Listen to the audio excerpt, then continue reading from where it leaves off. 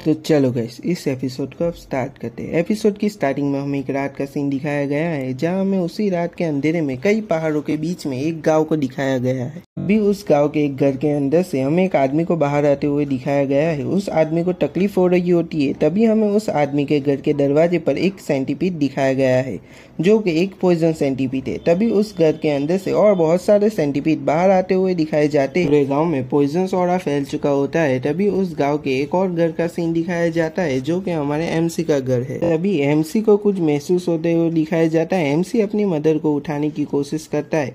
तभी हमें एमसी की मदर को बताया जाता है। एमसी की मदर के मुंह में से झाग निकलते हुए दिखाया जाता है। एमसी की मदर अपने बेटे को भागने के लिए कहती है। तभी हमें एमसी का नाम बताया जाता है। एमसी का नाम ज़िकिंग है। ज़िकिंग अपनी मदर को उठाने की कोशिश करता है। तभी उसे कुछ महसूस होता है। उसकी आंखों में से आंसू निकलने लगते हैं और उसे भी पॉइजन ऑरे का असर होने लगता है। तभी ज़िकिंग अपनी मदर के कपड़ों में से सेंटीपीड को बाहर आते हुए दिखता है। सेंटीपीड ज़िकिंग को काटने के लिए उसकी तरफ बढ़ते ज़िकिंग अपनी मदर को मदद के लिए बुलाता है, पर वो क्या देखता है कि उसकी मदर पहले से ही मर चुकी है। अपनी मदर को मरते हुए देखकर ज़िकिंग सेंटीपीड को ही काट लेता है। तभी एमसी का नाम पुकारते हुए एक एल्डर घर में आते हुए दिखाया जाता है। वो एल्डर देखता है कि ज़िकिंग ने सेंटीपीड को ही काट लिया है, तो वो पॉइजन्स को बाहर निकालने के लिए ज़िकिंग को एक पील खिलाता है। भी एक और एल्डर को वहां आते हुए दिखाया जाता है। वो एल्डर पहले वाले एल्डर को टॉन्ट मारते हुए कहता है कि इसीलिए तुम्हें मेरी बात मान लेनी चाहिए थी। आज तुम्हारी जीत की वजह से ही तुम्हारा क्लैन खत्म होने की कगार पर आ चुका है। तभी वो पहला वाला एल्डर दूसरे एल्डर से बोलता है, भले ही हमारा व्हाइट फ्लावर क्लैन छोटा है, लेकिन हम 300 सालों से मेडिसिन ग्रुप के सदस्य हैं। हम कभी भी ऐसे वेनम क्लैन का साथ नहीं देंगे जो दूसरों को नुकसान पहुंचाना जानता हो। अभी दूसरा वाला एल्डर बोलता है कि अभी यहाँ से बच निकलना तुम्हारा पहला लक्ष्य होना चाहिए। मरने के बाद मेडिसिन और पॉइजन इन सब का कोई मतलब नहीं रह जाएगा। तभी फ्लावर वैली का एल्डर बोलता है, हम कभी वेनम क्लैन का साथ नहीं देंगे। तभी वेनम क्लैन का एल्डर फ्लावर क्लैन के एल्डर से कहता है, तुम्हें तुम्हारी जीत छोड़ देनी चाहिए। आखिर पॉइजन और मेडिसिन एक ही पेड़ के जड़ में से आते हैं और तुम कभी भी अपने इस अहंकार से अपने पोते की जान बचा नहीं पाओगे। आखिरकार मैंने तुम्हारी बेटी और पोते के कमरे में दुर्लभ 5 रंगों वाला सेंटीपीड जो रखा था। फ्लावर क्लैन का एल्डर अपने मन में सोचता है, ये क्या हुआ। सभी सेंटीपीडों में से 5 कलर वाला सेंटीपीड सबसे जहरीला माना जाता है। वेनम क्लैन का एल्डर फ्लावर क्लैन के एल्डर से कहता है, अब तुम्हें बाहर आ जाना चाहिए। क्यों तुम अपने पोते को और कष्ट दे रहे हो। फ्लावर क्लैन का एल्डर अपने पोते को बाहर लाते हुए कहता है, ज़िकिंग सोना मत, जागते रहना। वेनम क्लैन का एल्डर एमसी का मजाक उड़ाते हुए कहता है, क्या बात है, इसे तो 5 कलर वाले सेंटीपीड ने काट लिया है, तब भी ये जीवित रहने के लिए कैसे संघर्ष कर रहा है। पर माफ करना, मेरे इस सेंटीपीड का कोई इलाज नहीं है और तुम्हारे लिए पहले ही बहुत देर हो चुकी है। तभी ज़िकिंग अपने हाथों में से सेंटीपीड का एक स्केल निकालता है और वेनम क्लैन के एल्डर के पैर में मार देता है। वेनम क्लैन का एल्डर गुस्से में ज़िकिंग पर हमला करता है, पर हमारे एमसी का ग्रैंडफादर उस हमले को अपने ऊपर ले लेता है। अभी वेनम क्लैन के एल्डर के साथ आए हुए उसके साथी उसे संभालने लग जाते हैं। वेनम क्लैन का एल्डर सोचते हुए कहता है, मेरे पास इसका कोई एंटीडोट नहीं है, मुझे जल्दी कुछ करना पड़ेगा। तभी वो अपने साथियों से उसकी तलवार मांगता है और कहता है, मेरे पैर पर हमला करो। उसके साथी उसके पैर पर हमला करके उसके पैर को काट के रख देते हैं। उसी बीच हमारे एमसी के ग्रैंडफादर उसे लेकर भाग जाते हैं। वेनम क्लैन का एल्डर गुस्से में अपने साथियों को उन्हें ढूंढ लाने का ऑर्डर देता है। एमसी के ग्रैंडफादर उसे एक गुफा में लेकर आ जाते हैं। तभी एमसी के मुंह में से 5 कलर सेंटीपीड के स्केल बाहर आ जाते हैं। तभी एमसी के ग्रैंडफादर सोचते हुए कहते हैं कि ऐसा कहा जाता है कि आप किसी भी पॉइजनस प्राणी की 20 घंटी या उसके प्राण कण का सेवन कर लेते हो तो आप उस प्राणी के पॉइजनस पर काबू कर सकते हो, और मुझे लगता है कि तुम यह करने में सफल हो चुके हो। ये कहते ही एमसी के ग्रैंडफादर वहीं पर बेहोश हो जाते हैं। थोड़े टाइम के बाद गुफा के बाहर वेनम क्लैन के आदमी और वही एल्डर आ जाते हैं, जो उन दोनों को ढूंढ लेते हैं। तभी हमें दिखाया जाता है कि एमसी के ग्रैंडफादर मर चुके हैं, पर एमसी की सांसें चल रही होती है, मगर वो बेहोश होता है। तभी वेनम क्लैन का एल्डर एक क्रीपी से स्माइल देता है और यही क्रीपी स्माइल के साथ ये एपिसोड खत्म हो जाता है। तो चलो गाइस, इस एपिसोड को स्टार्ट करते हैं। एपिसोड की स्टार्टिंग में हमें ज़िकिंग को होश में आते हुए दिखाया जाता है। वेनम क्लैन के एल्डर ने ज़िकिंग को बांध के रखा हुआ होता है। वेनम क्लैन का एल्डर ज़ीकिंग से कहता है, मुझे लगा था कि 5 कलर सेंटीपीड के काटने से तुम जल्दी ही मर जाओगे, मगर तुम किसी रीजन की वजह से जिंदा बच गए हो। ज़ीकिंग उससे पूछता है कि मेरे ग्रैंडफादर कहाँ पे है। ग्रैंडफादर, तो तुम्हारा मतलब उस बुड्ढे से है। उस मूर्ख ने भागने की कोशिश की थी, वो भाग भी गया था, लेकिन आखिर में वो मारा ही गया। जो अटैक मैंने उस पर किया था उस वजह से, और अब तुम्हारी बारी है। जो कुछ तुमने मेरे पैर के साथ किया है उस वजह से मैं तुम्हें यहीं पर मार डालना चाहता था, लेकिन मैंने अब अपना मन बदल लिया है। तुम्हें आसान मौत देने से अच्छा है कि मैं तुम पर अपने एक्सपेरिमेंट करूं। यह एक काला सेंटीपीड है।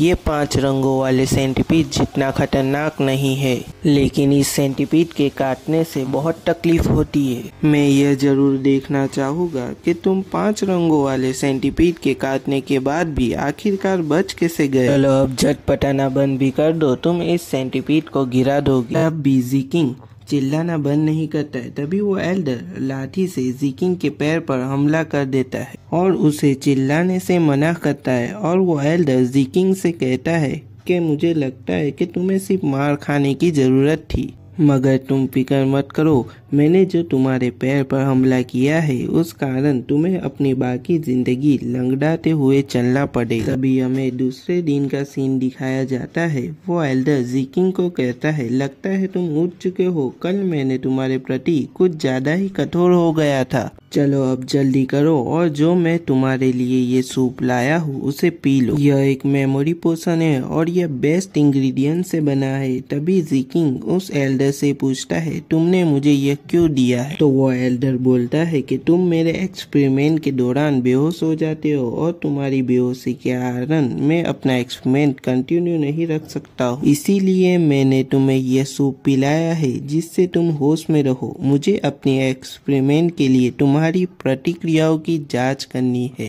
उसके इतना बोलते ही ज़ीकिंग को दर्द होने लगता है और वो एल्डर ज़ीकिंग को कहता है, मैंने तुम्हारे सूप में जहर मिला दिया था और जो कि जहर तुम पर इतना ज्यादा असर नहीं करता, इसीलिए मैंने 10 लोगों को मार सके इतना जहर इस सूप में मिला दिया था। तो चलो अब अपना प्रयोग शुरू करते। फिर हमें बताया जाता है कि ये प्रयोग कई हफ्तों और कई महीनों तक चलता रहा। उस एल्डर ने ज़ीकिंग पर हर तरह के पॉइजन का इस्तेमाल किया और उसके रिजल्ट को रिकॉर्ड करता रहा। इसी दौरान वो एल्डर ज़ीकिंग को वो सूप पिलाया करता था जो कि ज़ीकिंग को प्रयोग के दौरान बेहोश होने से रोकता था, इसीलिए उसे ये सब तकलीफ होश में रहते हुए सहन करनी पड़ती थी। ज़ीकिंग को लगता था कि वो कभी न खत्म होने वाले नरक में आ चुका है। उसके बाद हमें वही एल्डर को बताया जाता है जो कि ज़ीकिंग से कहता है कि तुम्हारी सभी QI पॉइंट सॉलिड हो चुकी है। शायद ये तुम्हारे ग्रैंडफादर के दिए हुए पिल के कारण होगा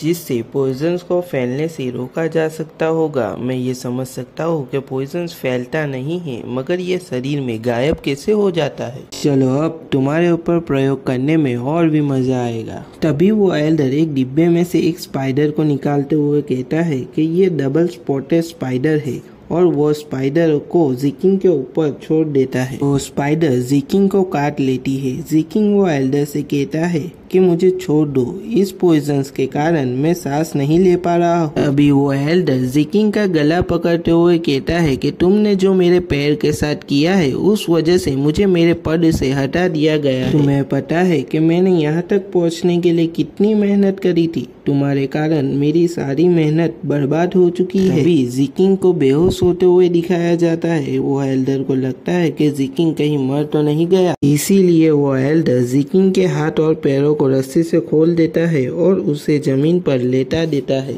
वो एल्डर ज़ीकिंग से कहता है कि ऐसा हो नहीं सकता कि जो आदमी 5 कलर सेंटीपीड के काटने से बच गया हो वो एक मामूली स्पाइडर के काटने से मर जाए। अगर तुम सांस नहीं ले पा रहे हो तो इसका मतलब यह है कि तुम्हारे फेफड़े सिकुड़ चुके हैं। चलो यह भी ठीक हुआ तुम्हारे साथ, अब तुम शांति से मर भी नहीं पाओगे। मैं तुम्हें जिंदा रखूंगा और तुम्हारी मौत आने तक तुमने जो मेरे साथ किया है उसकी कीमत चुकाने पर मजबूर करूंगा। तभी हमें ज़ीकिंग के हाथ की तरफ दिखाया जाता है। उसकी हाथ की उंगलियों में से खून निकल रहा होता है और उसमें से थोड़ा थोड़ा पॉइजन ऑरा भी निकल रहा होता है। और तभी वो एल्डर को दिखाया जाता है। वो एल्डर ज़िकिंग से कहता है कि तुम्हें मेरा शुक्रिया अदा करना चाहिए। मैंने तुम्हारे लिए अपनी सारी की का यूज कर लिया है। मेरी जो की है वो तुम्हारे QI पॉइंट में एंटर हो चुकी है और अब वो तुम्हारे हर एक सेल में फ्लो करेगी। जब ज़िकिंग की उंगलियों में से जहर निकलता है तब उसकी सूजन भी कम हो जाती है। भले ही तुम पॉइजन से न मरो, लेकिन तुम्हें इस हालत में से बाहर आने के लिए थोड़ा टाइम तो चाहिए ही होगा। अभी वहाँ पर कोई आ जाता है तो वो एल्डर उस आदमी से कहता है क्या हुआ। अभी वो आदमी एल्डर से कहता है कि आपको एल्डरों की मीटिंग में बुलाया गया है। यहाँ पर ग्रेट मटीरियल अलायंस निरीक्षण करने के लिए आई है। वो एल्डर कहता है क्या ग्रेट मटीरियल अलायंस, ठीक है तुम जाओ मैं आता हूँ।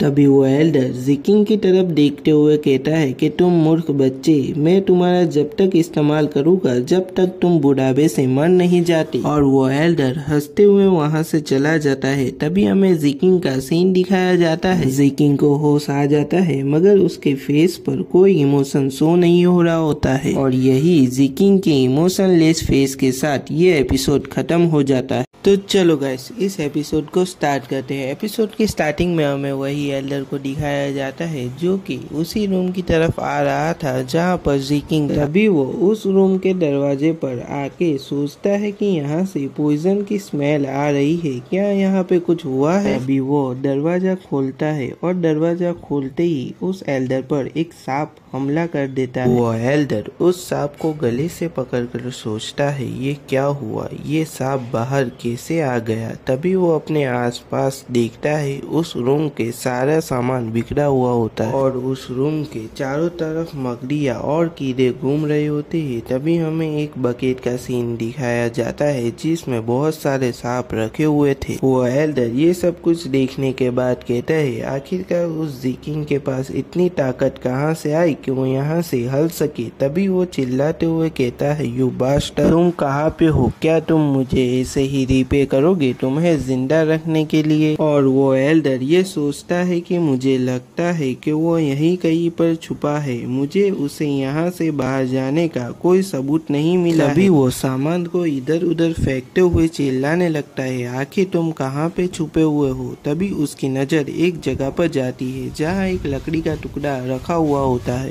वो सोचता है यह वो जगह है जहाँ मैं कूड़ा कचरा फेंकता हूँ। तुम बेवकूफ कहीं के, क्या तुम्हें यही जगह मिली थी छुपने के लिए। तभी वो उस लकड़ी को हटाने जाता है। जैसे ही वो उस लकड़ी को हटाता है ऐसे ही उसके फेस पर एक कट लग जाता है और उसमें से खून निकलने लगता है। और वो सोचता है आखिर ये क्या था, क्या ये एक बैम्बू ब्रांच है। तभी उसे बहुत ज्यादा तकलीफ होने लगती है और वो बोलता है क्या ये पॉइजन है। और वो एल्डर खून की उल्टियाँ करने लगता है और वो बोलता है इसके सिम्टम्स देखने से ऐसा लग रहा है कि इसमें सिर्फ एक टाइप का पॉइजन नहीं था, इसमें कई डिफरेंट टाइप के पॉइजन मिलाए हुए थे। ये कौन से टाइप का पॉइजन है। तभी उसके मुंह से और भी खून निकलने लगता है और वो जमीन पर गिर जाता है और कांपने लगता है। वो चिल्लाते हुए बस एक ही चीज को दोहरा रहा था, मुझे इसका एंटीडोट दे दो। आखिर ये लड़के ने ये कैसे किया। तभी हमें वही बकेट का सीन दिखाया जाता है जिसमें से एक सांप की पूंछ और किसी का हाथ दिख रहा था। जब वो एल्डर उस तरफ देखता है तो उसकी आंखें खुली रह जाती है। तभी ज़िकिंग उस बास्केट से बाहर निकलने लगता है जहां बहुत सारे सांप रखे हुए थे। भी हमें ज़िकिंग को दिखाया जाता है जिसके एक हाथ पर एक सांप ने काट लिया होता है। ज़िकिंग अपने दूसरे हाथ से उस सांप को पकड़कर हटा देता है और वो एल्डर की तरफ देखने लगता है। वो एल्डर सोचता है क्या यह बाहर नहीं था, क्या यह शुरुआत से ही उस सांपों वाली बास्केट में छुपा हुआ था। अभी हमें उस बास्केट में बहुत सारे सांपों को दिखाया जाता है। वो एल्डर जब से यहाँ आया था तभी से ज़िकिंग उस सांपों वाली बास्केट में छुपा हुआ था और वो एल्डर ज़िकिंग की तरफ देखते हुए कहता है आखिर किसने सोचा था यह मुझे ऐसे सरप्राइज देगा। तभी हमें ज़िकिंग के हाथ की उंगली से खून निकलते हुए दिखाया जाता है। तभी वो एल्डर सोचते हुए कहता है अब मुझसे यह मत कहना कि जो पॉइजन इसके शरीर से मैंने निकाला था उसका ही इसने इस्तेमाल किया है। वो चिल्लाते हुए कहता है तुम्हारी हिम्मत कैसे हुई मेरे साथ ऐसा करने की। तभी ज़िकिंग वहाँ से बाहर जाने लगता है। वो एल्डर चिल्लाते हुए ज़िकिंग को रुकने के लिए कहता है, मगर ज़िकिंग वहाँ से चला जाता है। ज़िकिंग चलते चलते कुछ दूर आ चुका होता है और इस टाइम पर उसकी भी हालत कुछ ज़्यादा ही बुरी थी और अपनी हालत की वजह से वो वहाँ नीचे गिर जाता है और अपने मन में कहता है, मैंने उसे मार दिया, व्हाइट फ्लावर वैली के दुश्मन को। ये कहते हुए वो जोर जोर से रोने लगता है। वह ये सोचता है, काश ये सब सपना होता, मेरी मॉम, मेरे ग्रैंडफादर पॉइजन सैक की वजह से सब मारे गए। अभी उसे एक साउंड सुनाई देता है। ज़िकिंग एक जगह पर छुपा हुआ था। हमें उसके सामने दो लोगों को दिखाया जाता है। वो आपस में बात करते हुए कहते हैं, मुझे लगा यहाँ पर कोई है, शायद वो एक बीस्ट होगा। चलो भी, हमारे पास यह सब सोचने का टाइम नहीं है। हेडमास्टर ने ग्रेट हॉल में सभी को आने के लिए कहा है। शायद यह सब वो इम्पोर्टेंट गेस्ट की वजह से हो रहा है जो शायद आज यहाँ पर आए, और उन्होंने कहा था जो मीडिएटर है मुरीम अलायंस के, वो पर्सनली यहाँ पर आए हैं। और तभी वो दूसरा आदमी होता है, वो कहता है, आखिरकार क्यों, उन्हें यहाँ पर ऐसा क्या पसंद आया जो वो यहाँ आए हैं। तभी वो पहला आदमी बोलता है, मुझे ऐसा लगता है कि अलायंस के किसी ने पॉइजन सैक के बारे में रिपोर्ट करी है, इसीलिए वो यहाँ पर इन्वेस्टिगेशन करने के लिए आए हैं। तब भी ज़िकिंग उनकी बातें सुनकर कुछ याद करने लगता है और सोचता है, जब वो आदमी उस एल्डर को बुलाने आया था तो वो आदमी भी मुरीम अलायंस के बारे में ही बात कर रहा था। जो मेरे ग्रैंडफादर थे, उन्होंने मुझे एक बार बताया था कि एक ग्रुप है जो बहुत ही ज्यादा ताकतवर है और राइटियस है। वो सभी सेक्ट को इक्वली ट्रीट करते हैं, चाहे फिर वो छोटा सेक्ट हो या फिर बड़ा सेक्ट हो। क्या वो लोग वेनम सेक्ट को इन्वेस्टिगेशन करने के लिए आए हैं? क्या ये मेरे लिए एक अवसर हो सकता है? मुझे अलायंस के पर्सन के साथ मिलना होगा और उसे बताना होगा कि हमारे फ्लावर वैली सेक्ट के साथ क्या हुआ है। और फिर हमें दो आदमी को दिखाया जाता है और उसमें से एक आदमी ओल्ड होता है और दूसरा आदमी यंग होता है। वो ओल्ड आदमी कहता है, आप यहाँ थे ग्रैंड मास्टर, आपको अंदर आ जाना चाहिए क्योंकि रात की हवा बहुत ज्यादा ठंडी है। फिर हमें उस ग्रैंड मास्टर को दिखाया जाता है और यहीं पर यह एपिसोड खत्म हो जाता है। तो चलो गाइस, इस एपिसोड को स्टार्ट करते हैं। तो एपिसोड की स्टार्टिंग में हमें एक जगह का सीन दिखाया जाता है। उस जगह पर कई लोग बोल रहे थे कि वेनम क्लैन में आपका स्वागत है जनरल जोंग। तभी हमें वहाँ पर दिखाया जाता है ज़िकिंग भी वहाँ पर आ चुका होता है और वो एक जगह पर छुपा हुआ होता है और वो वहाँ पर जो कुछ हो रहा था वो उसे ही देख रहा था। तभी ज़िकिंग जोंग को देखते हुए कहता है, मैंने इसके बारे में सुना है, वो एक सम्मानित लॉर्ड है जिसने सालों तक मटीरियल वर्ल्ड की रक्षा की है। इसका नाम आयरन हेवन स्वॉर्ड बाइकली जोंग है और जैसा मैं सोच रहा हूँ ऐसा ही हो तो वेनम क्लैन ने जो किया है उसके बारे में इससे बात की जा सकती है। तभी हमें दो आदमियों को दिखाया जाता है। उन्हें देख के ज़िकिंग छुप जाता है और जब वो आदमी वहाँ से चले जाते हैं तब ज़िकिंग उनसे बचते बचते कहीं पर जाने लगता है और फिर वो एक बारी के पास आके खड़ा हो जाता है।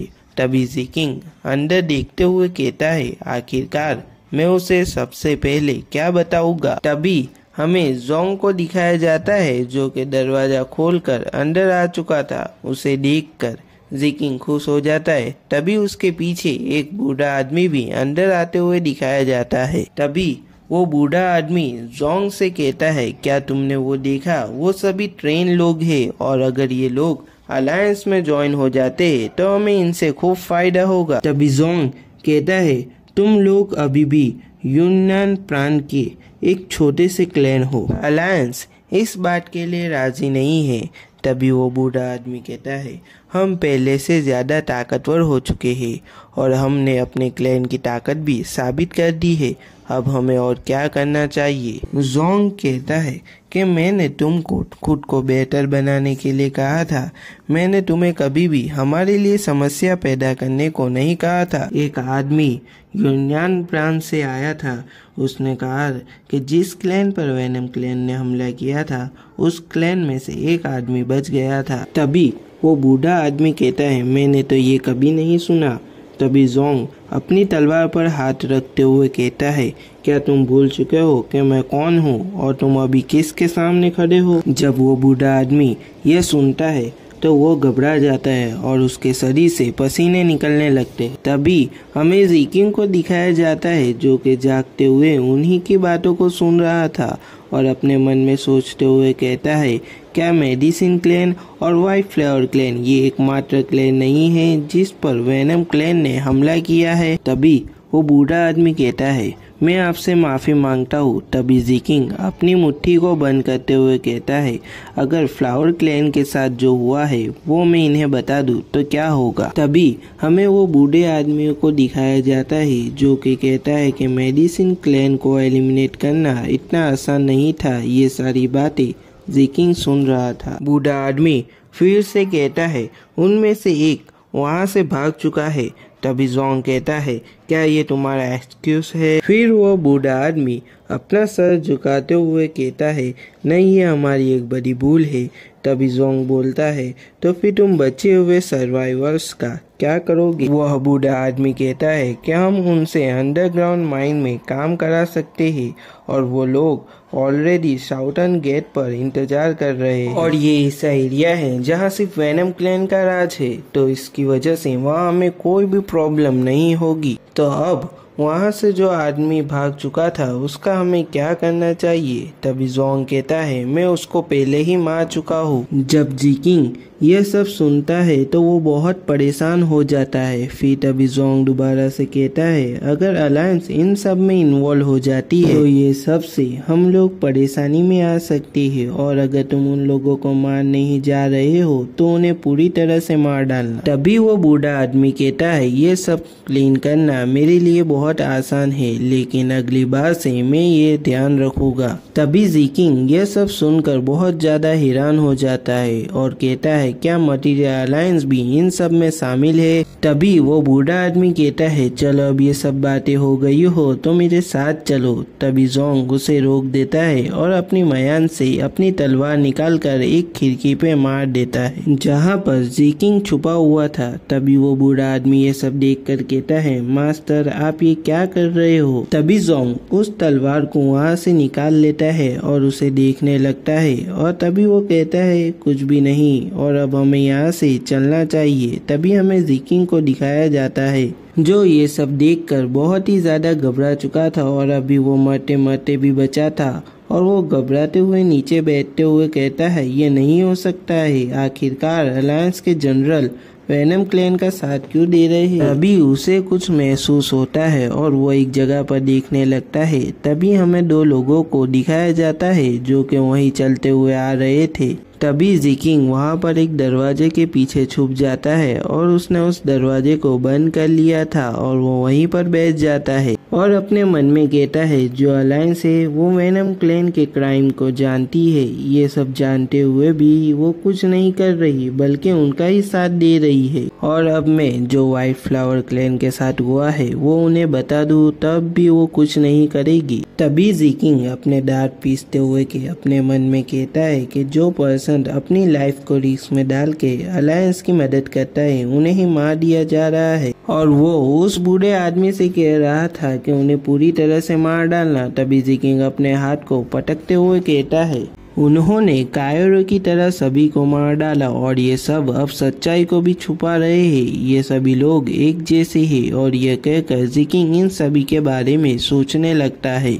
अपनी मदर, ग्रैंडफादर जिन्होंने ज़ीकिंग के लिए इतना कुछ किया। तभी ज़ीकिंग यह सब सोचते हुए कहता है, मैं जिंदा रहूंगा और भी ज्यादा ताकतवर बनूंगा। फिर हमें वापस उस बूढ़े आदमी को दिखाया जाता है जो कि एक जगह पर कह रहा था, सभी यहाँ अटेंशन दो, हम यहाँ मास्टर बाइकली जोंग का वेलकम करने के लिए आए हैं। हमारा क्लैन मटिया अलायंस में शामिल होने जा रहा है और उनके जो जनरल है उन्होंने यहाँ पर आके ये बात साबित कर दी है। यह वेनम क्लैन के इतिहास का सबसे सुनहरा दिन है और सभी लोग अपने ग्लास को उठाओ और इस बात का जश्न मनाओ। तभी वहाँ पर कोई गेट खोल कर आ जाता है। तभी वो बूढ़ा आदमी उसकी तरफ देखने लगता है और जो आदमी गेट खोल कर आया था वो उसके पास आके उसके कान में कुछ कहने लगता है और वो बूढ़ा आदमी उसकी बात सुनकर कहता है, क्या? तभी जोंग उस बूढ़े आदमी से कहता है, क्या कुछ हुआ है? बूढ़ा आदमी कहता है, नहीं, कुछ खास नहीं हुआ, क्या मैं यहाँ से जा सकता हूँ। तभी जोंग कहता है ठीक है और मैं आशा करता हूँ कि तुम सही हो। तभी वो बूढ़ा आदमी वहाँ से जाने लगता है और वो उस रूम से बाहर आ जाता है। तभी हमें उस बूढ़े आदमी के सामने दो लोगों को दिखाया जाता है। तभी वो बूढ़ा आदमी कहता है क्या वांग बेहोश हो गया? आखिर उसको क्या हुआ? वो बेहोश कैसे हो गया? तभी वो दो आदमियों में से एक कहता है कि उसके शरीर में कई सारे पॉइजन मिले हैं। देखने से ऐसा लगता है कि उसके प्रयोगों के दरमियान उससे कोई गलती हो गई होगी। तभी वो बूढ़ा आदमी कहता है कि वांग बहुत टाइम से पॉइजन के ऊपर रिसर्च कर रहा था। ऐसा बिल्कुल भी नहीं हुआ होगा जैसा तुम लोग बता रहे हो। और वो एल्डर वांग जो अपने साथ टॉय लाया था, क्या उस पर उसने कोई प्रयोग नहीं किया? वो दोनों ये बात सुनते ही कहते हैं क्या टॉय? तभी वो बूढ़ा आदमी कहता है मैं उस फ्लावर क्लैन से लाए गए लड़के की बात कर रहा हूँ। उसका एल्डर वांग अपने प्रयोगों में उपयोग कर रहे थे। तभी वो दोनों आदमी ये सुनते ही कहते हैं जब हम वहाँ गए तो हमें एल्डर वांग के अलावा वहाँ कोई भी नहीं मिला। तभी वो बूढ़ा आदमी अपने मन में सोचते हुए कहता है ये वही लड़का था जिसकी वजह से एल्डर वांग को अपना पग काटना पड़ा। अगर वो प्रयोगों के दौरान मारा गया तो उसकी लाश वहीं होनी चाहिए, लेकिन सच ये है कि वो वहाँ नहीं है।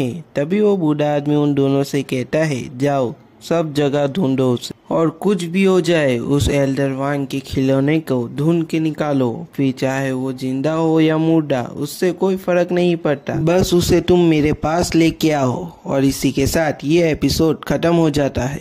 तो चलो गाइस इस एपिसोड को स्टार्ट करते हैं। तो एपिसोड की स्टार्टिंग में हमें जंगल के बीच कुछ लोगों को दिखाया जाता है जो कुछ लोगों को बंदी बनाए हुए थे। तभी एक आदमी चिल्लाते हुए कहता है अगर हमें समय पर पहुंचना है तो हमें जल्दी करनी होगी, तो जल्दी आगे बढ़ो। तभी हमें ज़िकिंग को दिखाया जाता है जो कि झाड़ियों में छुपकर सब कुछ देख रहा होता है। तभी वो सोचता है कि जोंग उस बूढ़े आदमी से कह रहा था कि जो बचे हुए लोग हैं उनका तुम लोग क्या करोगे। तभी वो बूढ़े आदमी ने कहा था कि हम उन लोगों को अंडरग्राउंड माइन में भेजने का सोच रहे हैं और वहाँ पर पॉइजन सैक का पूरा कंट्रोल है, तो वहाँ से कोई भाग भी नहीं पाएगा और वो लोग पहले ही साउथर्न गेट पर आ चुके हैं। तभी ज़िकिंग अपने मन में सोचता है ये लोग मेडिसिन क्लैन के लोग हैं। तभी वहाँ पर एक आदमी किसी बूढ़े आदमी को लात मारते हुए दिखाया जाता है और वो उस बूढ़े आदमी से कहता है कि तुम जल्दी जल्दी आगे बढ़ो। तब भी वहाँ खड़ा एक लड़का बोलता है यह एक बूढ़ा आदमी है,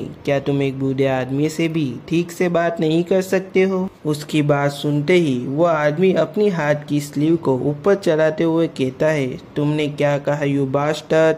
मुझे लगता है कि तुम्हें सबक सिखाने की जरूरत है। तभी वहाँ पर एक टकला आदमी आके उसे रोक लेता है और कहता है तुम लोग ऐसी बकवास भावनाओं को पालने की वजह से ही आज इस मुसीबत में पड़ चुके हो। करुणा, दया, ये सब कुछ बकवास बातें हैं जो कमजोर लोग अपने आप को और कमजोर दिखाने के लिए बनाते हैं। तुम लोग इस बात का दोष किसी और को नहीं दे सकते हो। तभी वो अपनी तलवार निकालते हुए कहता है इन लूजर लोगों के साथ इतनी दूर तक सफर करना इतना आसान नहीं था, लेकिन इससे अब चीजें आसान हो जाएगी। यह कहकर वो उस पे अटैक कर देता है जिससे उस लड़के के फेस पर एक स्क्रैच आ जाता है और उसमें से खून निकलने लगता है और वो कहता है मैं तुम सब लोगों को यहीं पर मार सकता हूँ। और जिसे चोट लगी थी वो तो उसे देखते ही रह जाता है। और फिर वो टकला आदमी तलवार पर लगे हुए खून को चाटते हुए कहता है मैं चाहता तो तुम लोगों को यहीं पर मार सकता था, लेकिन हमें ऑर्डर मिले है कि तुम लोगों को अंडरग्राउंड माइन में ले जाना है, तो अब मुझे अपनी बातें दोहराने पर मजबूर मत करो और सब चुप हो जाओ और शांति से आगे चलते रहो। और फिर वो लड़का और लड़की उस बूढ़े आदमी को उठाने लगते हैं और उसे लेकर आगे जाने लगते हैं। तभी ज़िकिंग उन लोगों में शामिल हो जाता है। तभी यहाँ पर ये सीन कट हो जाता है और फिर हमें दिखाया जाता है कि वो लोग उन लोगों को घोड़ा गाड़ी में लेकर कहीं पे जा रहे थे। उन सभी के बीच ज़िकिंग भी बैठा हुआ था।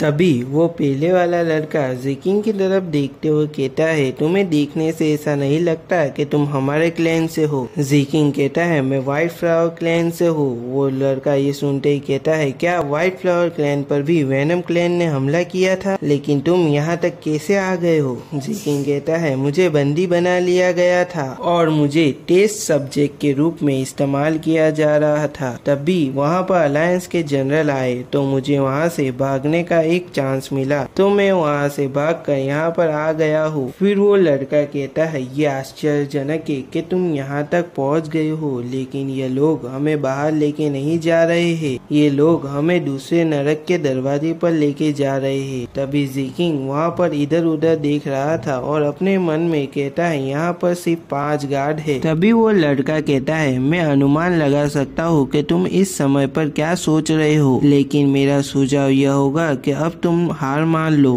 मुझे दूसरों के बारे में नहीं पता, लेकिन ये टकला आदमी डेडू है जो एक स्वॉर्ड एक्सपर्ट है, उसके हाथों से निकलना लगभग इम्पॉसिबल है और हम सभी में से ज्यादातर लोग पॉइजन के कारण अपनी इंटरनल एनर्जी को खो चुके हैं। ज़ीकिंग कहता है अगर मेरे पास पॉइजन हो तो? वो लड़का कहता है पॉइजन ये कुछ न होने से तो अच्छा ही है, लेकिन ये वेनम क्लैन के ये लोग पॉइजन के बारे में एक्सपर्ट है, ये लोग अच्छे पॉइजन को भी तुरंत ठीक कर लेते हैं। तभी ज़ीकिंग कहता है ये बहुत ही ज्यादा डेडली पॉइजन है। तभी वो लड़का कहता है ऐसा कौन सा पॉइजन है जिस पर तुम इतना भरोसा कर रहे हो? ज़ीकिंग कहता है यह पॉइजन जो मेरे पास है ये वो चीज है जिसके कारण मैं वहाँ से भाग पाया हूँ और जो मेरे ऊपर प्रयोग कर रहा था उसे हरा पाया हूँ। तभी वो लड़का ज़ीकिंग से पूछता है वो आदमी कौन था? ज़ीकिंग कहता है वो आदमी वांग लाओ था। तभी वहाँ पर जो लोग होते हैं वो कहते हैं क्या वांग लाओ? वो तो वेनम क्लैन के एल्डरों में से एक है, क्या तुमने उसे हरा दिया? तभी वो लड़का उन सभी से कहता है तुम लोग अपनी आवाज थोड़ी कम करो। वो लड़का ज़ीकिंग से कहता है वो पॉइजन कहाँ पे है? तभी ज़ीकिंग अपनी हाथ की उंगलियों को अपने दांत की मदद से काट लेता है और उसकी उंगलियों में से जो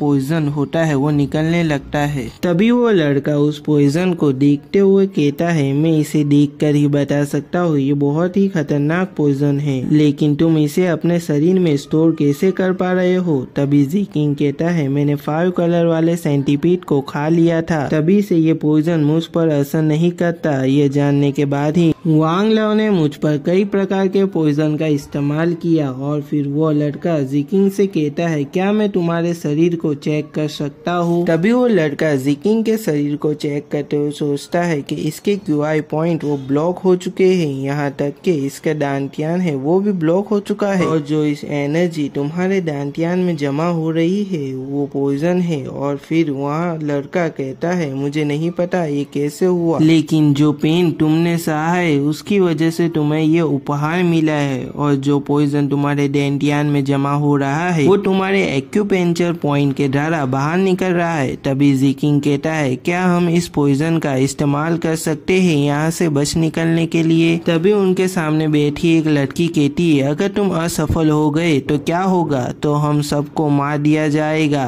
क्या तुम यह सब के बारे में नहीं सोच रहे हो? तभी वहाँ एक आदमी होता है वो कहता है हाँ मैं इस लड़की के बात से सहमत हूँ, वे सभी हम सबको माइन की तरफ ले जा रहे हैं, हम लोग वहाँ मरने वाले नहीं हैं, जिससे आखिर में हमारी जिंदगी तो बच ही जाएगी। वो लड़की ज़ीकिंग से कहती है लड़के जो तुम प्लान बना रहे हो वो कितना जोखिम भरा है, जब हम माइन में पहुँच जाएंगे तो हम इसके बारे में सोच सकते हैं। ज़ीकिंग कहता है अगर हम वहाँ पर पहुँच गए तो सब खत्म हो जाएगा, क्या तुम लोग यही चाहते हो कि और कुछ सालों तक खाए और जिए?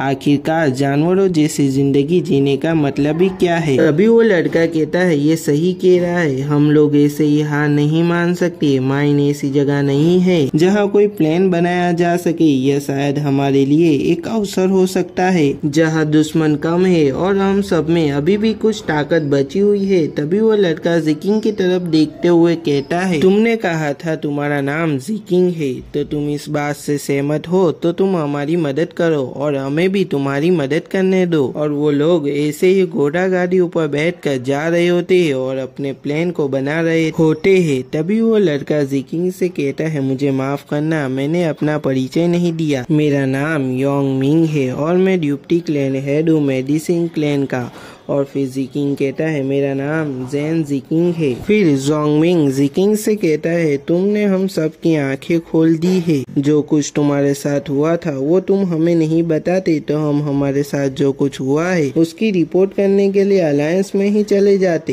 इसके लिए तुम्हारा धन्यवाद। तभी जिकिंग कहता है अभी तक हम लोग यहाँ से बाहर नहीं निकले हैं। तभी हमें दिखाया जाता है कि उन लोगों की तरफ एक आदमी घोड़े पर बैठकर आ रहा होता है और कहता है कि रुक जाओ। वो लोग ये सुनते ही हैरान हो जाते हैं। तभी वो घोड़े वाला आदमी सभी से चिल्लाते हुए कहता है जो हमारे चीफ है उन्होंने ऑर्डर दिया है कि इन लोगों को वापस सेक में लेकर आओ। यह सुनकर जिकिंग और योंगमिंग के फेस पर एक सीरियस एक्सप्रेशन आ जाते हैं।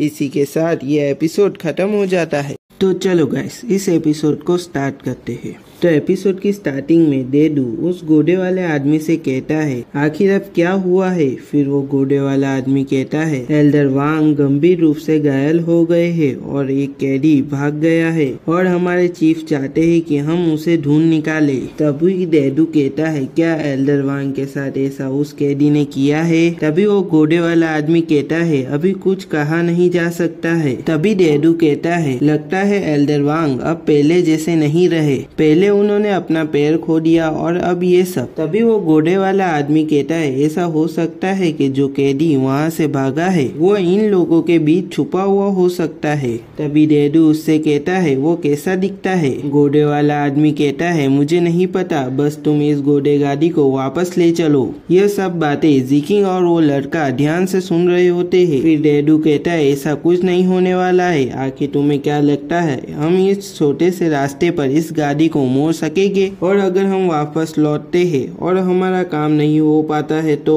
क्या होगा। मेरे पास इससे अच्छा आइडिया है। डेडू अपने साथियों से कहता है आज हमें कितने आदमियों को यहाँ से ले जाना है। उसका साथी कहता है 11 लोगों को। डेडू कहता है अगर हमारे पास 11 लोग हुए तो हम यहाँ से चले जाएंगे। तभी डेडू आदमियों को गिनते हुए कहता है 1 2 3 4 5 6 7 8 9 10 11। इतना कहकर वो रुक जाता है और इविल स्माइल के साथ कहता है ऐसा लगता है कि हमारे पास एक एक्स्ट्रा है। यह सुनकर जिकिंग घबरा चुका होता है। डेडू हंसते हुए कहता है ये इंटरेस्टिंग है, तुम लोगों ने अपने बीच एक कैदी को छुपा रखा है तो वो कैदी यहाँ पर ही है। डेडू अपने तलवार निकालते हुए कहता है अब तुम लोगों को माइन में जाने की कोई जरूरत नहीं है। जिकिंग सोचता है मेरे पॉइजन इतना भी ताकतवर नहीं है कि मैं ये सब लोगों को एक साथ मार सकूं। इसी वजह से मैं इस बार सावधानी रख रहा था और सही समय का इंतजार कर रहा था, लेकिन वेनम क्लैन ने पहले ही अपनी चाल चल दी है। अब मुझे क्या करना चाहिए। तभी वो लड़का जिकिंग के कंधे पर हाथ रखता है और जिकिंग को देखकर अपने सर को हिलाता है। तभी वहाँ पर बैठा हुआ एक आदमी खड़ा होकर चिल्लाते हुए कहता है यह लड़का अपनी मर्जी से गाड़ी पर चढ़ गया था, हम इसे आपको सौंप देंगे तो हम सभी लोगों को जाने दो। यह सुनकर जिकिंग परेशान हो चुका था। डेडू जो आदमी बोल रहा था उस पर अपनी तलवार से हमला करते हुए कहता है अब यह खत्म हो चुका है। वो घोड़े वाला आदमी कहता है डेडू ये तुमने क्या किया।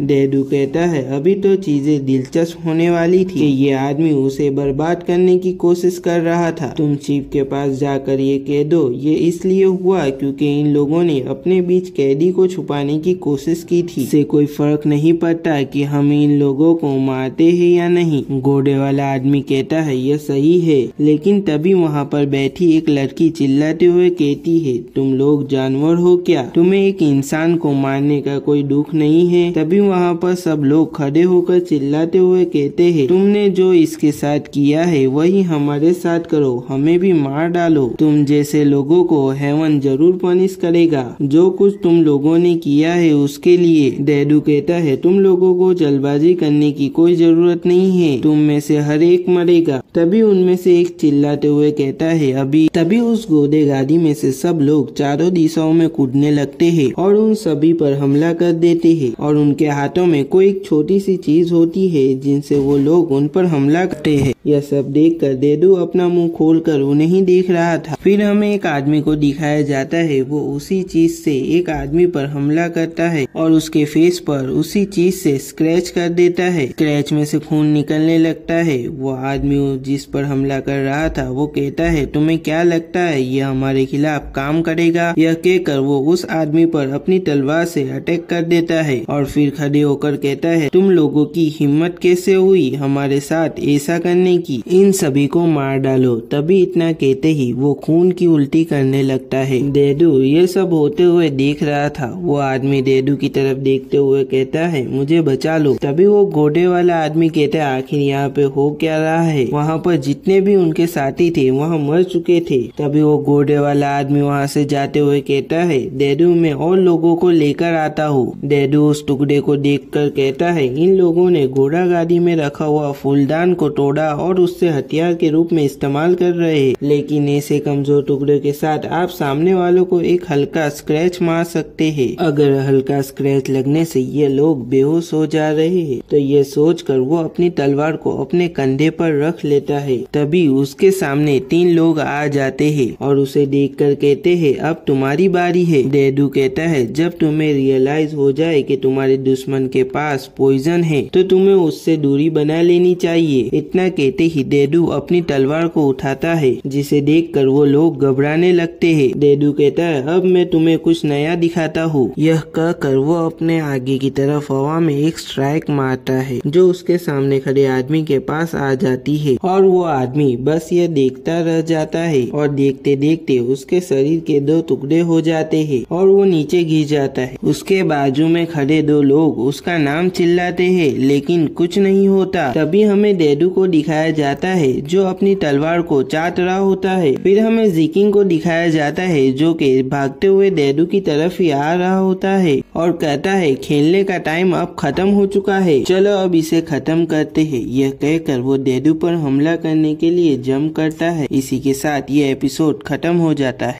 तो चलो गाइस इस एपिसोड को स्टार्ट करते हैं। तो एपिसोड की स्टार्टिंग में हमें दिखाया जाता है कि जिकिंग ने अपना पॉइजन इन टुकड़ों पर कैसे फैलाया था और इन्होंने अपना प्लान ऐसे बनाया था कि जब ये लोग इन्हें डिस्ट्रैक्ट करेंगे तो जिकिंग पीछे जाके छुप जाएगा और मौका मिलते ही डेडू की गर्दन पर पीछे से हमला कर देगा। और अभी जिकिंग वही कर रहा है। उसी टुकड़े की मदद से वो डेडू की गर्दन पर हमला कर देता है और कहता है मैंने ये कर दिखाया। डेडू उस अटैक के हिट होने के बाद कहता है क्या यही है जो तुम लोग प्लान कर रहे थे। और अब वो जिकिंग की तरफ देखते हुए कहता है तुम्हारे जैसा आदमी कभी भी मेरे QI को भेद नहीं सकता। और हंसते हुए जिकिंग की तरफ अपनी तलवार से हमला करने के लिए आगे बढ़ने लगता है। इस टाइम पर जिकिंग भी घबरा चुका था और फिर मिंग भी चिल्लाते हुए जिकिंग को संभलने के लिए कहता है। तभी हमें खून उड़ते हुए दिखाया जाता है और ये खून जिकिंग का होता है। डेडू ने अपनी तलवार जिकिंग के पेट में घुसा दी होती है और वो जिकिंग से कहता है मुझे उम्मीद नहीं थी कि तुम्हारे जैसा बच्चा मुझ पर इस तरह हमला करेगा, लेकिन यह सिर्फ एक अच्छा प्रयास था। क्या तुम्हारे पास कोई और सस्ता उपाय है? अगर नहीं है तो मरने के लिए तैयार हो जाओ। यह कहकर वो अपनी तलवार को उसके पेट में और अंदर डाल देता है। जिकिंग सोचते हुए कहता है अगर मैं अभी हार मान लूं तो हम सब यहाँ पर ही मर जाएंगे और अभी भी कुछ ऐसा है जो केवल मैं ही कर सकता हूँ। तभी डेडू अपनी तलवार निकालते हुए कहता है चलो अब तुम्हारे पास कुछ नहीं है तो मैं इसे खत्म करता हूँ। यह कहकर डेडू अपनी तलवार को चाटने लगता है। तभी उसके पीछे से 2 आदमी उसकी तरफ हमला करने के लिए आने लगते हैं। तभी घोड़े गाड़ी में बचे हुए लोग भी उसके ऊपर हमला करने के लिए आने लगते हैं। डेडू यह सब देखकर बस एक स्माइल देता है। तभी हमें उसकी तलवार की तरफ दिखाया जाता है। फिर हमें मिंग की तरफ दिखाया जाता है जो चिल्लाते हुए कहता है नहीं। इस टाइम पर जिकिंग जमीन पर लेटा हुआ कहता है 1। फिर तभी डेडू को दिखाया जाता है जिसने अपनी स्वॉर्ड को ऊपर उठा लिया था। उसी समय हमें उस घोड़े गाड़ी की तरफ दिखाया जाता है जहाँ कुछ ज्यादा ही रोशनी निकलने लगती है और फिर चारों तरफ धूल भी उड़ने लगती है। उस धूल की वजह से वहाँ कुछ भी नहीं दिख रहा था। तभी मिंग अपने सामने देखता है तो उसकी आंखों में से आंसू आ जाते हैं और वो चिल्लाते हुए कहता है नहीं। तभी हमें उसके सामने दिखाया जाता है उसके क्लैन के जितने भी लोग वहाँ थे वो सब मर चुके थे। डेडू मिंग की तरफ चलते हुए कहता है, तुम ही इस क्लैन के डिप्टी क्लैन हेड हो, सही कहा ना? तुम्हें अपने क्लैन के लोगों का आखिरी मूवमेंट देखकर कैसा लग रहा है? देखो ये लोग कैसे मरे हुए हैं। तभी मिंग रोते हुए कहता है, यू बास्टर्ड। डेडू कहता है, वो कैदी कौन था? मुझे उसका सर वापस लेके जाना है। तभी डेडू के पीछे से नंबर गिनने की आवाज आने लगती है। 7 8। डेडू पीछे पलटता है तो ये जिकिंग था। डेडू जिकिंग की तरफ देखते हुए कहता है, क्या तुम अभी भी जीवित हो? मैंने जितना सोचा था तुम उससे ज्यादा ताकतवर हो बच्चे। जिकिंग फिर से नंबर गिनते हुए कहता है 9। डेडू जिकिंग से कहता है, तुम ये नंबर क्यों गिन रहे हो? जिकिंग कहता है 10। अब तुम मरोगे। डेडू कहता है, क्या तुम पागल हो गए हो? क्या तुम्हें उन लोगों के पास जाने की जल्दी है? तो आओ मैं तुम्हें उनके पास भेज देता हूँ। फिर हमें डेडू के पैर के पास दिखाया जाता है जहाँ किसी का खून आ जाता है। यह सब देखकर मिंग हैरान हो जाता है। तभी हमें डेडू की तरफ दिखाया जाता है जिसके मुंह में से खून निकल रहा होता है और वो कहता है, क्या ये पॉइजन है? इतना कहते ही वो और ज्यादा खून की उल्टियाँ करने लगता है और अपने मन में सोचता है, ये कैसे हुआ? उसने मुझे स्क्रैच भी नहीं मारा था, तो ये कैसे हुआ? जिकिंग अपनी मुट्ठी आगे करते हुए कहता है, तुमने इसे खुद चाहता था। डेडू कहता है, क्या पॉइजन इसके हाथों में था और मैंने उसे चाहता? ये ऐसा नहीं हो सकता। फिर वो याद करता है जब उसने जिकिंग पर अपनी तलवार से हमला किया था, तब उसने मेरी तलवार को पकड़ा था और मैंने उसे चाहता था। यह कहकर वो वहीं पर गिर जाता है। जिकिंग कहता है, ऐसा लग रहा था जैसे तुम्हें अपनी तलवार चाटने की आदत है। मैंने यह देखा और तुम्हारी तलवार पर अपना पॉइजन लगा दिया। डेडू कहता है, तुमने इतना जोखिम भरे रास्ते पर दाव लगाया। जिकिंग कहता है, मेरे पास दूसरा कोई रास्ता नहीं था। डेडू कहता है, ये साहस बुरा नहीं था, अभी भी देर नहीं हुई है। तुम ऐसा क्यों नहीं करते? वेनम क्लैन में शामिल हो जाओ और अगर तुम मुझे इसका एंटीडोट दे देते हो तो मैं खुद तुम्हें रिकमेंड करूँगा। जिकिंग हंसते हुए कहता है, वो तुम ही थे जो कमजोरों को नीची नजर से देखते थे, लेकिन अब तुम उनमें से एक से अपनी जान की भीख मांग रहे हो। मैंने वेनम क्लैन से अपना बदला लेने की कसम खाई है। तुम्हारे शब्दों का मेरे लिए कोई मतलब नहीं है। तुम्हें अपनी जान बचाने की भीख किसी और से मांगनी चाहिए। तभी मिंग तलवार लेके डेडू के पीछे आ जाता है। लास्ट में बस हमें डेडू की आवाज सुनाई जाती है। तभी जिकिंग बेहोश होके गिर जाता है। यहीं पे ये सीन कट होता है। फिर हमें एक घोड़े को दिखाया जाता है जिसपे मिंग और जिकिंग बैठे हुए होते हैं। जब जिकिंग अपनी आंखों को खोलता है तो मिंग कहता है, अच्छा हुआ कि तुम उठ गए हो। मैंने अभी के लिए तुम्हारे घाव पे पट्टी बांध दी है, लेकिन तुम्हें आराम करने की सख्त जरूरत है। और धन्यवाद, मैं तुम्हारी वजह से मेडिसिन क्लैन के दुश्मनों को खत्म कर पाया हूँ। जिकिंग कहता है, नहीं ये सब मेरी वजह से हुआ है। मैं काश उस गाड़ी में नहीं चढ़ता तो वे सब अभी जिंदा होते। मिंग कहता है, ये सच नहीं है। हम सब ने खुद ही कहा था हम इसी गंदी जिंदगी जीना नहीं चाहते। इसी जिंदगी जीने से अच्छा है कि हम लोग मर जाए। ये दर्दनाक है लेकिन मुझे शर्म नहीं आ रही है। निश्चित रूप से वे सब लोग भी मेरी बात से सहमत हो गए। जिकिंग अपने दांतों को पीसते हुए कहता है, भले ही डेडू मर गया हो लेकिन वेनम क्लैन से मुझे अभी भी अपना बदला लेना है। उनसे बदला लेने के लिए मुझे और भी ज्यादा ताकतवर बनना पड़ेगा। मिंग कहता है, हाँ मुझे तुम पर यकीन है कि तुम ये कर सकते हो। मैं तुमसे विनती करता हूँ कि तुम हमारा बदला भी उनसे लो। तभी जिकिंग उसकी तरफ पीछे देखते हुए कहता है, ये तुम क्या कह रहे हो? मिंग कहता है, वो जरूरी हमारा पीछा करेगी तो तुम बिल्कुल भी रुकना मत। यह कहकर वो घोड़े से कूद जाता है। यह देखकर जिकिंग के आंखों में आंसू आ जाते हैं और वो कहता है, मैं ये कभी नहीं भूलूंगा। मैं हेवन की कसम खाता हूँ, मैं तब तक चैन से नहीं बैठूंगा जब तक कि मैं उनमें से हर एक को मार न डालूं। यहीं पे ये एपिसोड खत्म हो जाता है।